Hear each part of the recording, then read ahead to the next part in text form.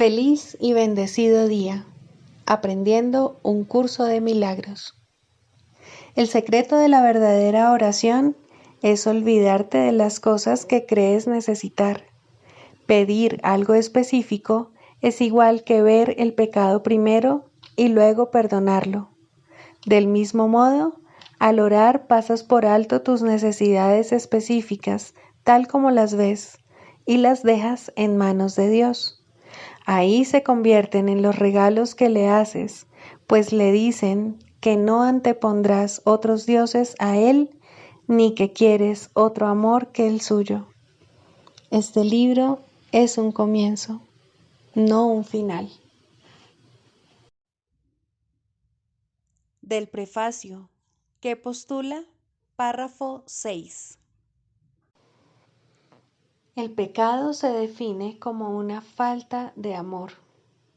Puesto que lo único que existe es el amor, para el Espíritu Santo el pecado no es otra cosa que un error que necesita corrección en vez de algo perverso que merece castigo. Nuestra sensación de ser inadecuados, débiles o de estar incompletos procede del gran valor que le hemos otorgado al principio de la escasez, el cual rige al mundo de las ilusiones. Desde este punto de vista, buscamos en otros lo que consideramos que nos falta a nosotros.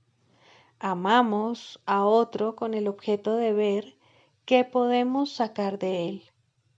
De hecho, a esto es a lo que en el mundo de los sueños se le llama amor. No puede haber mayor error que ese, pues el amor es incapaz de exigir nada. Introducción. Este es un curso de milagros, es un curso obligatorio. Solo el momento en que decides tomarlo es voluntario. Tener libre albedrío no quiere decir que tú mismo puedas establecer el plan de estudios. Significa únicamente que puedes elegir lo que quieres aprender en cualquier momento dado. Este curso no pretende enseñar el significado del amor, pues eso está más allá de lo que se puede enseñar. Pretende, no obstante, despejar los obstáculos que impiden experimentar la presencia del amor, el cual es tu herencia natural. Lo opuesto al amor es el miedo, pero aquello que todo lo abarca no puede tener opuestos.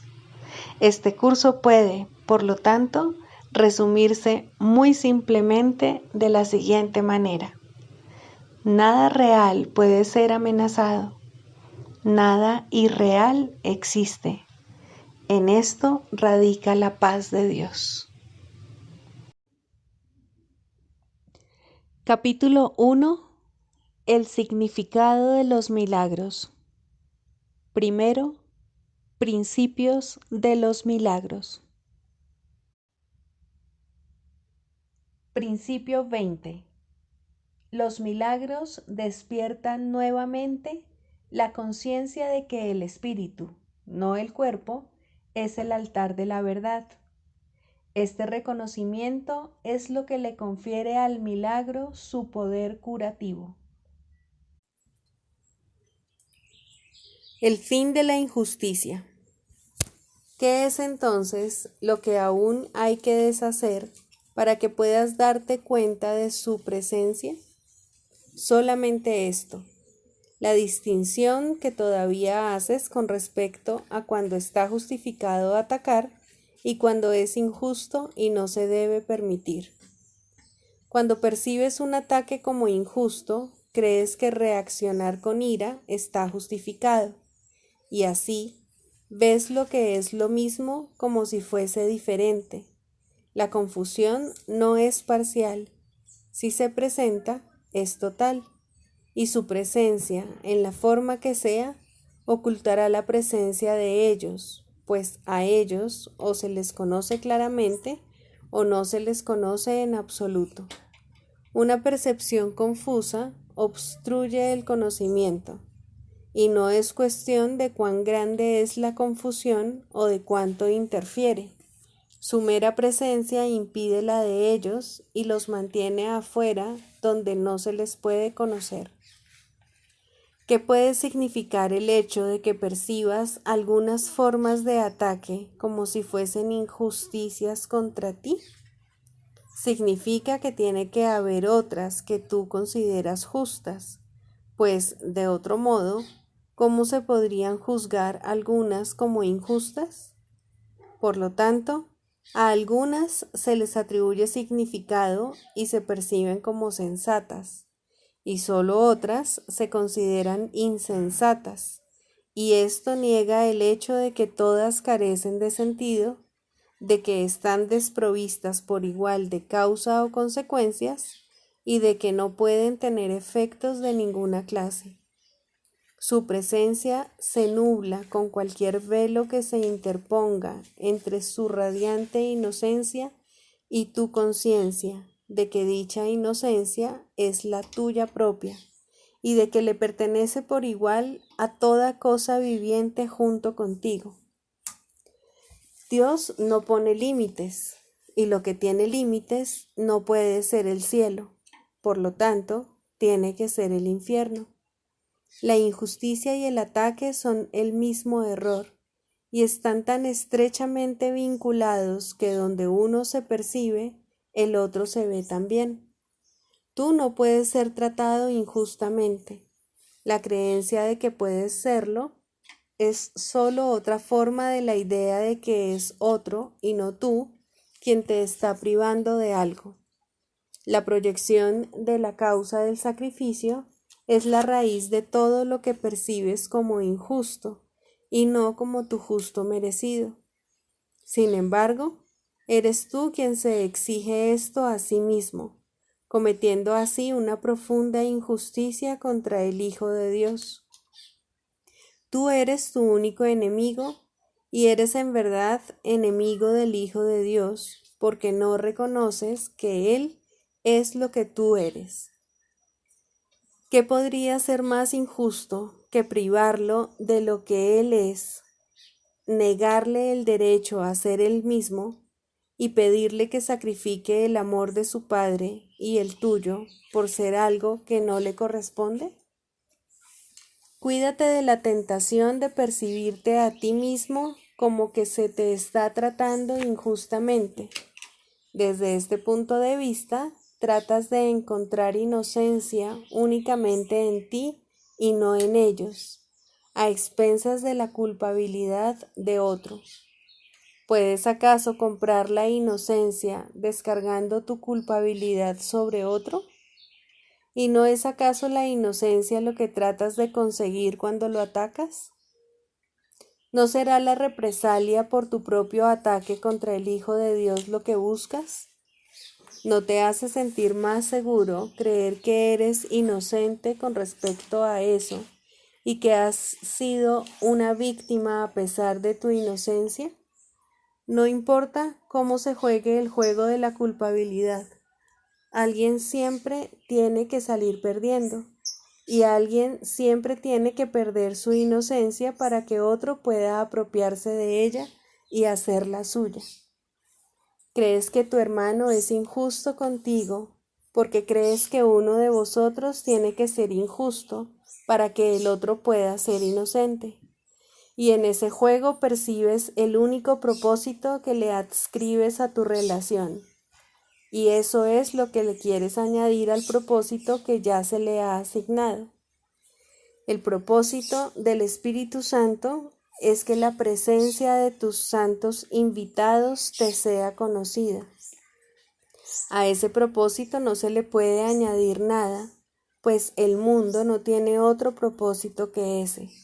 Añadirle o quitarle algo a esa única finalidad es privar al mundo y privarte a ti mismo de todo propósito, y toda injusticia que el mundo parezca cometer contra ti, tú la has cometido contra el mundo al privarlo de su propósito y de la función que el Espíritu Santo ve en él. Y de este modo se le ha negado la justicia a toda cosa viviente sobre la faz de la tierra. No puedes ni siquiera imaginarte los efectos que esa injusticia tiene sobre ti, que juzgas injustamente y que ves tal como has juzgado. El mundo se vuelve sombrío y amenazante, y no puedes percibir ni rastro de la feliz chispa que la salvación brinda para alumbrar tu camino. Y así te ves a ti mismo privado de la luz, abandonado en las tinieblas e injustamente desposeído de todo propósito en un mundo fútil. El mundo es justo porque el Espíritu Santo ha llevado la injusticia ante la luz interna, y ahí toda injusticia ha quedado resuelta y reemplazada con justicia y amor. Si percibes injusticias en cualquier parte, solo necesitas decir: con esto niego la presencia del Padre y la del Hijo, mas prefiero conocerlos a ellos que ver injusticias, las cuales se desvanecen ante la luz de su presencia. Libro de ejercicios, lección 33. Hay otra manera de ver el mundo. Lo que se intenta con la idea de hoy es que reconozcas que puedes cambiar tu percepción del mundo, tanto en su aspecto externo como en el interno. Deben dedicarse 5 minutos completos a la sesión de práctica de por la mañana, así como a la de por la noche. En estas sesiones debes repetir la idea tan a menudo como te resulte cómodo, aunque es esencial que las aplicaciones no sean apresuradas. Alterna tu examen entre tus percepciones externas e internas, de tal forma que el cambio de unas a otras no sea abrupto. Mira simplemente de pasada al mundo que percibes como externo a ti. Luego cierra los ojos y examina tus pensamientos internos de la misma manera. Trata de ser igualmente desapegado con ambos y de mantener ese desapego cuando repitas la idea en el transcurso del día. Las sesiones de práctica más cortas se deben hacer tan frecuentemente como sea posible. La idea de hoy debe aplicarse también de inmediato de surgir cualquier situación que te tiente a sentirte perturbado. En estas aplicaciones di: hay otra manera de ver esto. Recuerda aplicar la idea de hoy en el momento en que notes cualquier molestia. Quizás sea necesario sentarte en silencio 1 minuto más o menos y repetir la idea para tus adentros varias veces. Cerrar los ojos probablemente te ayudará en este tipo de aplicación. Del Manual para el Maestro, pregunta 4. ¿Cuáles son las características de los maestros de Dios? 3. Honestidad. Todas las demás características de los maestros de Dios se basan en la confianza. Una vez que ésta se ha alcanzado, las otras se suceden naturalmente.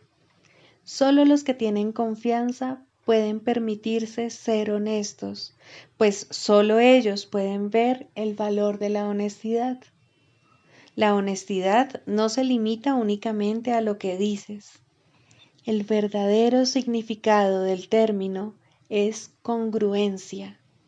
Nada de lo que dices está en contradicción con lo que piensas o haces. Ningún pensamiento se opone a otro. Ningún acto contradice tu palabra, ni ninguna palabra está en desacuerdo con otra. Así son los verdaderamente honestos. No están en conflicto consigo mismos a ningún nivel. Por lo tanto, les es imposible estar en conflicto con nada o con nadie. La paz que experimentan los maestros de Dios avanzados se debe en gran medida a su perfecta honestidad. Solo el deseo de engañar da lugar a la pugna. El que es uno consigo mismo no puede ni siquiera concebir el conflicto. El conflicto es el resultado inevitable del autoengaño, y el autoengaño es deshonestidad. Para un maestro de Dios, nada supone un desafío, pues ello implicaría que se abrigan dudas, y la confianza en la que los maestros de Dios descansan con absoluta seguridad hace que les sea imposible dudar. Por lo tanto, solo pueden triunfar. En esto, como en todo, son honestos. Solo pueden triunfar porque nunca hacen su propia voluntad. Eligen por toda la humanidad, por todo el mundo y por todas las cosas que en él habitan, por lo que es inalterable e inmutable, más allá de las apariencias, y por el Hijo de Dios y su Creador. ¿Cómo no iban a triunfar? Eligen con perfecta honestidad, tan seguros de sí mismos como de su elección.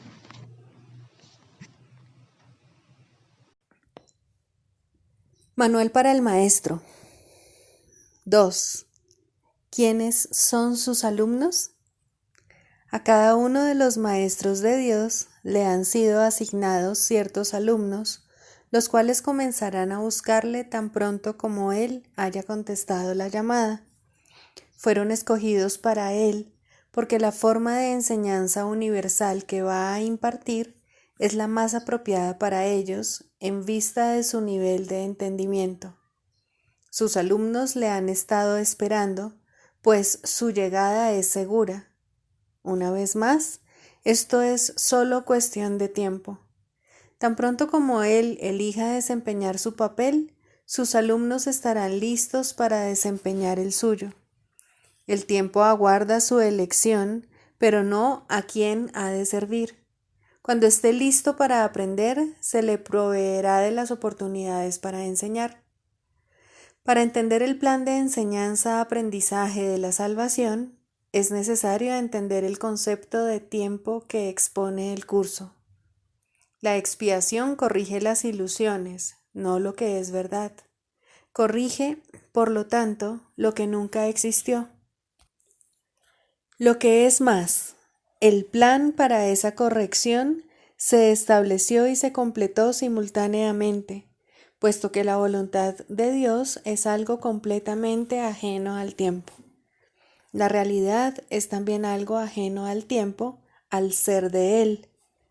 En el instante en que la idea de la separación se introdujo en la mente del Hijo de Dios, en ese mismo instante Dios dio su respuesta. En el tiempo esto ocurrió hace mucho, en la realidad nunca ocurrió. El mundo del tiempo es el mundo de lo ilusorio. Lo que ocurrió hace mucho parece estar ocurriendo ahora. Las decisiones que se tomaron en aquel entonces parecen como si aún estuviesen pendientes, como si aún hubiera que tomarlas. Lo que hace mucho que se aprendió, se entendió y se dejó de lado, se considera ahora un pensamiento nuevo, una idea reciente, un enfoque diferente. Puesto que tu voluntad es libre, puedes aceptar lo que ha ocurrido en cualquier momento que así lo decidas, y solo entonces te darás cuenta de que siempre había estado ahí. Tal como el curso subraya, no eres libre de elegir el programa de estudios, ni siquiera la forma en que lo vas a aprender. Eres libre, no obstante, de decidir cuándo quieres aprenderlo, y al aceptarlo, ya lo habrás aprendido. El tiempo, entonces, se remonta a un instante tan antiguo que está más allá de toda memoria, e incluso más allá de la posibilidad de poder recordarlo. Sin embargo, debido a que es un instante que se revive una y otra vez y de nuevo otra vez, parece como si estuviese ocurriendo ahora. Y así es como el alumno y el maestro parecen reunirse en el presente encontrándose el uno con el otro como si nunca antes se hubiesen conocido. El alumno llega en el momento oportuno al lugar oportuno. Esto es inevitable, pues hizo la elección correcta en aquel viejo instante que ahora revive. El maestro hizo asimismo una elección inevitable en ese pasado remoto. Lo que la voluntad de Dios dispone solo da la impresión de que toma tiempo para cumplirse, pues, ¿qué podría demorar el poder de la eternidad? Cuando alumno y maestro se encuentran, da comienzo una situación de enseñanza-aprendizaje, ya que el maestro no es quien realmente imparte la enseñanza. Siempre que dos hermanos se juntan con el propósito de aprender, el Maestro de Dios les habla. La relación es santa debido a este propósito y Dios ha prometido enviar su Espíritu a toda relación santa. En la situación de enseñanza-aprendizaje, cada uno aprende que dar es lo mismo que recibir. Las demarcaciones que habían establecido entre sus papeles, sus mentes, sus cuerpos, sus necesidades, sus intereses y todas las diferencias que pensaban les separaban, se debilitan, se desvanecen y desaparecen. Aquellos que han de aprender el mismo curso comparten un mismo interés y un mismo objetivo.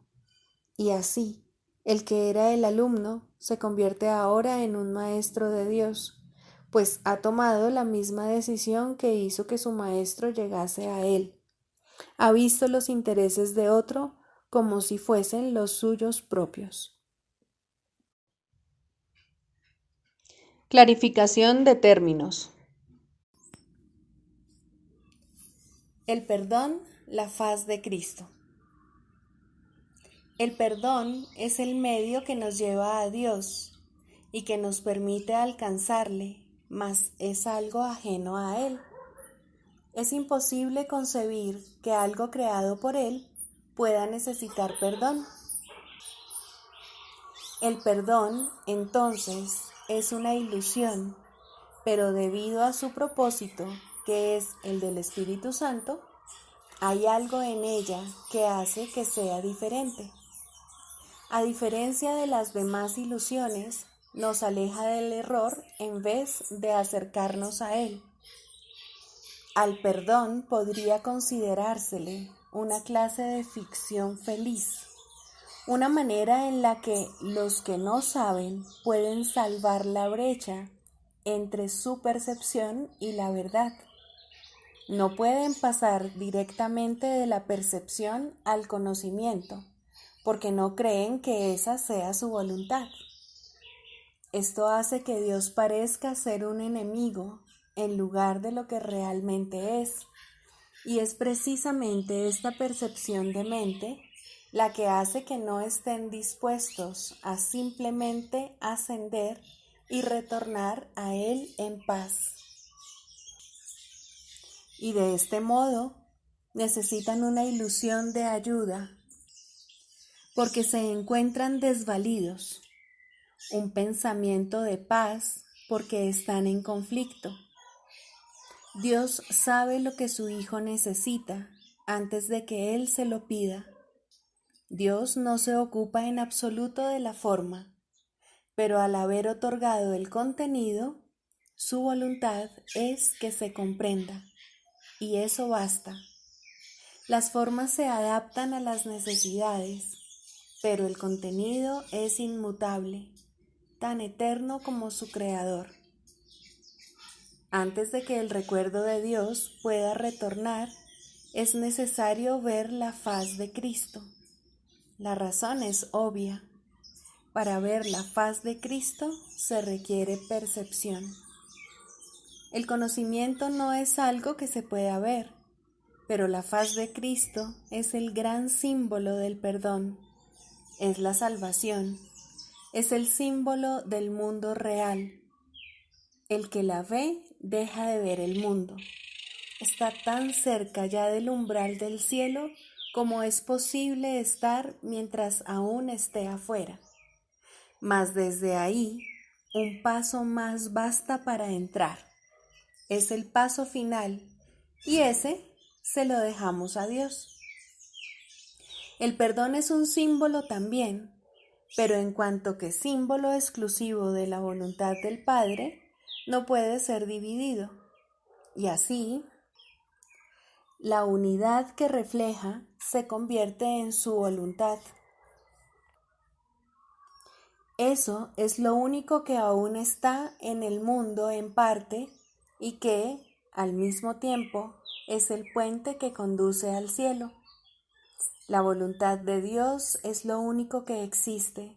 Lo único que podemos hacer es pasar de la nada al todo, del infierno al cielo. ¿Es esto una jornada? No, en verdad no lo es, pues la verdad no va a ninguna parte. Pero las ilusiones cambian según el lugar o la época. El paso final no es más que otro cambio. Por ser una percepción, es en parte irreal. Sin embargo, esa parte desaparecerá. Lo que entonces quedará será la paz eterna y la voluntad de Dios.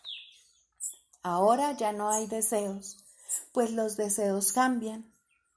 Incluso lo que una vez se deseó puede volverse indeseable.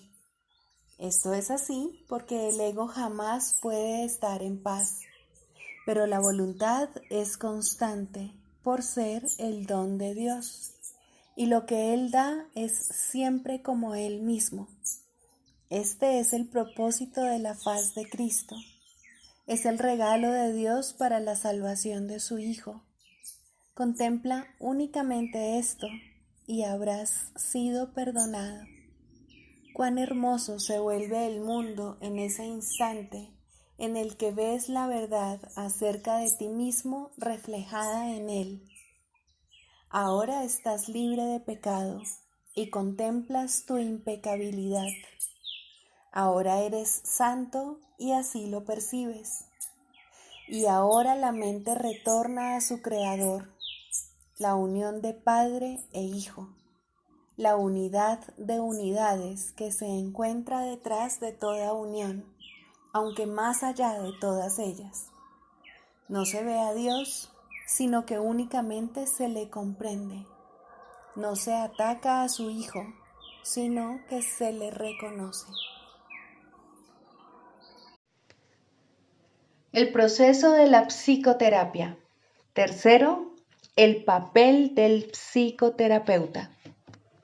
El psicoterapeuta es un líder en el sentido de que camina ligeramente por delante del paciente y lo ayuda a evitar algunos de los escollos del camino, advirtiéndolos primero. Lo ideal es que también sea un seguidor, pues hay uno que debe caminar delante de él para proporcionarle la luz con la que poder ver. Sin este, tanto psicoterapeuta como paciente no harían sino dar tumbos a ciegas sin llegar a ninguna parte. Mas, si el objetivo es la curación, es imposible que aquel esté totalmente ausente. Es posible, no obstante, que no se le reconozca. Así pues, la tenue luz que en ese caso se puede aceptar es todo lo que se dispone para iluminar el camino hacia la verdad. La curación está restringida tanto por las limitaciones del psicoterapeuta como por las del paciente. El objetivo del proceso es, por lo tanto, trascender esos límites. Ninguno de los dos puede hacer esto por su cuenta, pero cuando se unen, se les proporciona el potencial para trascender toda limitación.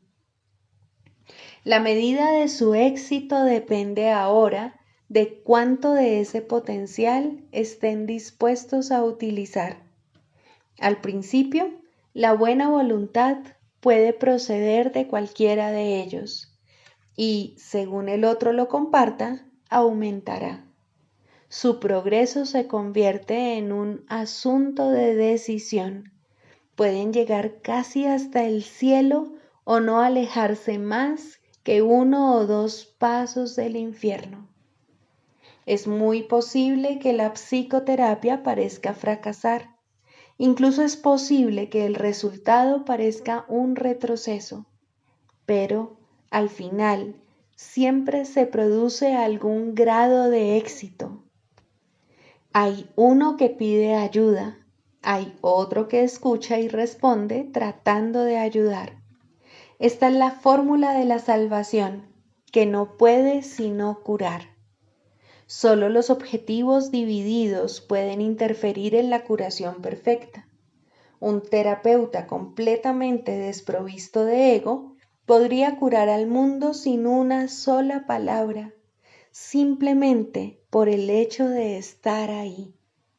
Nadie necesitaría verlo ni hablar con él, o incluso saber de su existencia. Su sola presencia es suficiente para curar. El terapeuta ideal es uno con Cristo, mas la curación es un proceso, no un hecho. El terapeuta no puede progresar sin el paciente y el paciente no está listo para recibir a Cristo o, de lo contrario, no podría estar enfermo. En cierto sentido, el psicoterapeuta desprovisto de ego es una abstracción que se encuentra al final del proceso de curación, demasiado avanzado para creer en la enfermedad y demasiado cerca a Dios para mantener los pies sobre la tierra. Ahora puede ayudar a través de aquellos que necesitan ayuda, pues de esta manera lleva a cabo el plan establecido para la salvación. El psicoterapeuta se convierte en el paciente al trabajar a través de otros pacientes para expresar sus pensamientos a medida que los recibe de la mente de Cristo. El canto de la oración. 2. El perdón. Introducción. El perdón da alas a la oración para que su ascenso sea fácil y su progreso veloz. Sin su fuerte apoyo sería inútil tratar de ir más allá del primer peldaño de la oración o incluso intentar ascender. El perdón es el aliado de la oración, su hermano en el plan para tu salvación. Ambos vendrán a sostenerte y a mantener tus pies firmemente plantados y tu propósito fuerte e inalterable.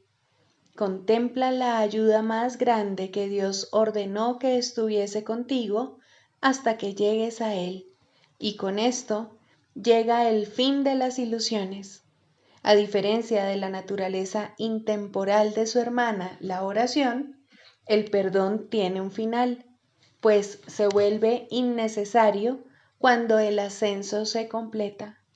No obstante, por ahora tiene un propósito más allá del cual no puedes ir, ni es necesario que lo hagas. Logra esto y habrás sido redimido. Logra esto y habrás sido transformado.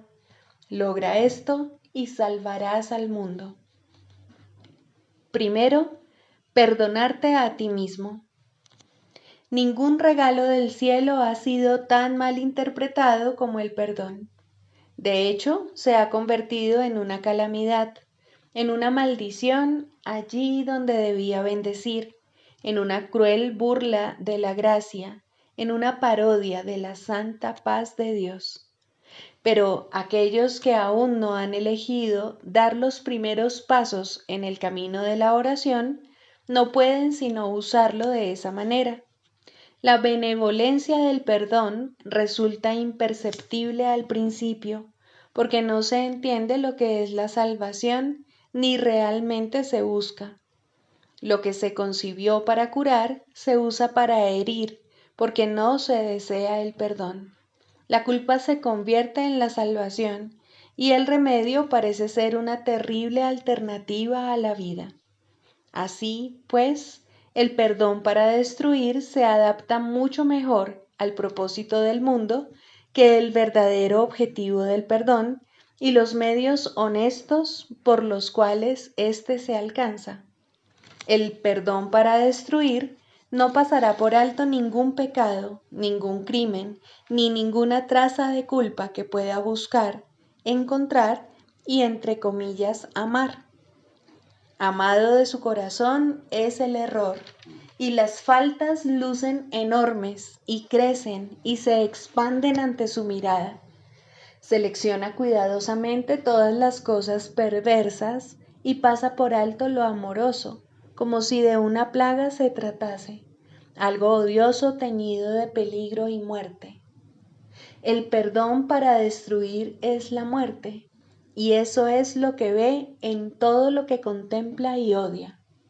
La misericordia de Dios se ha convertido en un cuchillo retorcido que busca destruir al Santo Hijo que Él ama.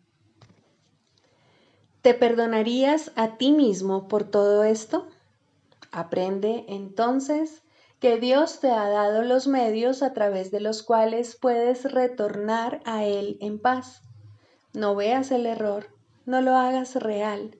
Selecciona lo amoroso y perdona el pecado al elegir en su lugar la faz de Cristo. ¿De qué otra manera puede la oración regresar a Dios? Él ama a su Hijo. ¿Podrías acordarte de Él y al mismo tiempo odiar lo que Él creó? Odiarás al Padre si odias al Hijo que Él ama. Pues tal como veas al Hijo, así te verás a ti mismo, y tal como te veas a ti mismo, así será Dios para ti. De la misma manera en que siempre oras por ti, del mismo modo es a ti al que siempre se le concede el perdón. Es imposible perdonar a otro, pues son únicamente tus pecados lo que ves en él. Quieres verlos en él y no en ti. Por eso es por lo que perdonar a otro es una ilusión. Sin embargo, es el único sueño feliz en todo el mundo, el único que no conduce a la muerte.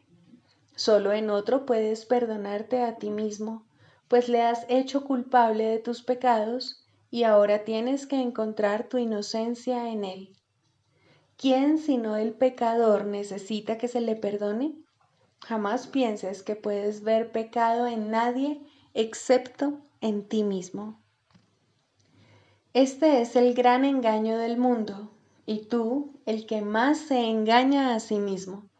Siempre parece que el malvado es otro, y como resultado de su pecado, tú eres el perjudicado. ¿Sería posible la liberación si esto fuese cierto? Pues en tal caso serías el esclavo de todos, ya que lo que cualquiera de ellos hiciese dictaría tu destino, tus sentimientos, tu desesperación o esperanza, tu desdicha o alegría. No serías libre a menos que Él te concediese la libertad, y al Él ser malvado, solo puede dar maldad. No puedes ver sus pecados sin ver los tuyos, mas puedes liberarlo y liberarte a ti mismo. El perdón, verdaderamente concedido, es el camino en el cual se encuentra tu única esperanza de libertad. Otros cometerán errores al igual que tú, mientras esta parodia de mundo parezca ser tu hogar. No obstante, Dios mismo dio a todos sus hijos un remedio para todas las ilusiones que creen ver. La visión de Cristo no utiliza tus ojos, pero tú puedes mirar a través de los suyos y aprender a ver como Él. Los errores no son sino diminutas sombras que desaparecen fugazmente y que solo por un instante parecen ocultar la faz de Cristo, que continúa inmutable tras todas ellas. Su constancia permanece en tranquilo silencio y perfecta paz. Él no sabe de sombras. Suyos son los ojos que ven más allá del error al Cristo en ti. Pide entonces su ayuda y pregúntale cómo aprender lo que es el perdón, tal como su visión lo ve. Tienes necesidad de lo que Él da y tu salvación depende de lo que aprendas. La oración no es libre para llegar hasta el cielo, mientras el perdón para destruir permanezca contigo. La misericordia de Dios eliminará de tu santa mente esta manera de pensar mordaz y venenosa. Cristo te ha perdonado y en su visión el mundo se torna tan santo como Él. Quien no ve maldad en el mundo, ve como Él, pues lo que Él ha perdonado no ha pecado y así ya no hay más culpa. El plan de la salvación se ha cumplido y la cordura ha llegado.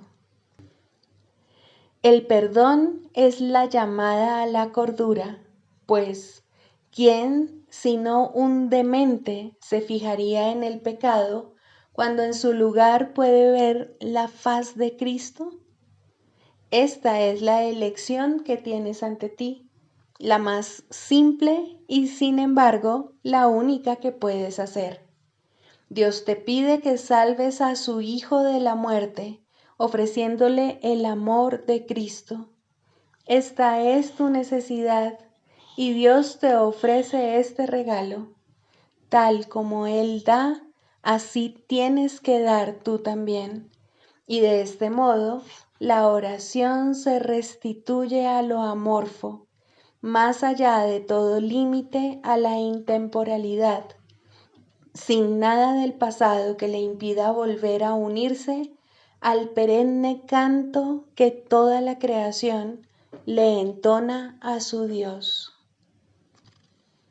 Mas para alcanzar este fin, y antes de llegar allí donde el aprendizaje ya no tiene objeto, debes primero aprender.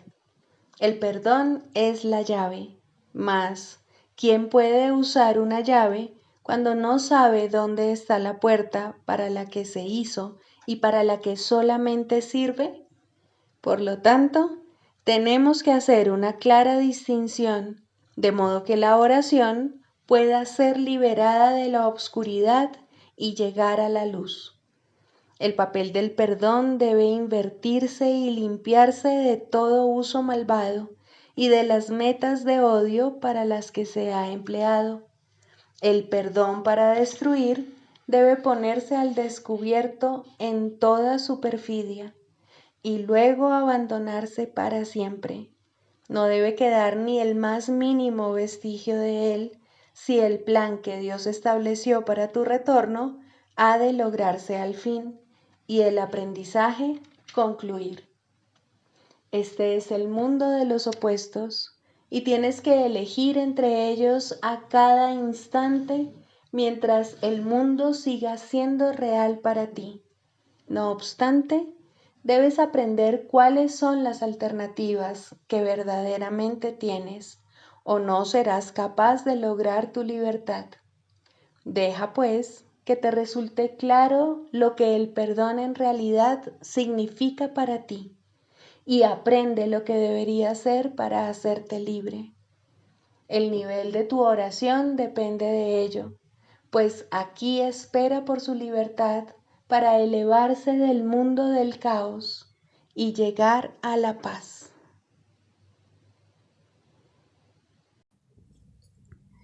Sigamos a Jesús haciendo del perdón algo tan natural como respirar y algo tan vital como el aire. Amén.